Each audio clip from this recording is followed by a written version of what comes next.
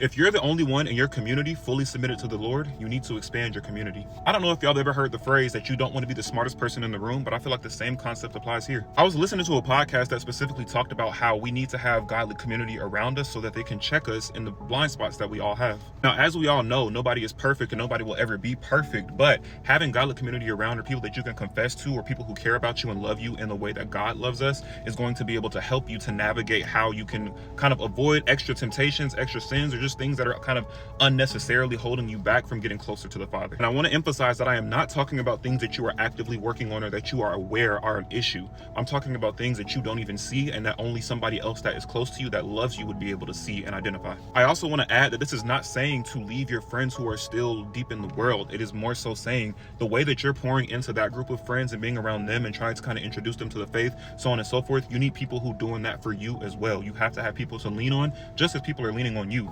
Yes, we have God, he is our Father, but he also embraces us being in community. That's why we're all here. Now, I know some of you are wondering, well, how do I even start? And I'm going to give you about 3 tips. Number 1, find you a home church. It is good to watch church online. I'm not saying there's anything wrong with that, but the point of finding a church at home that you can trust, where you love the community, is so that you can expand your community. Number 2, go to Bible studies. If you have people in your age group or not in your age group that are hosting Bible studies and you are aware of it or you see them online, man, go to Bible studies. And then the last thing is worship nights. If you have worship nights, usually you're going to find worship nights in the community of the church that you're at. Go to those worship nights, but you have to start going to the events that are kind of church-based or faith-based events so that you can actually expand your community and people who share the same interests. Now, me personally, I used to never like to go out my way to talk to people, make friends, etc., etc. So for my people who are currently like that, remember that God calls us to be bold and he will give you the strength that you need to be able to go and make new friends. He wouldn't lead you to a community that wasn't going to be beneficial to you.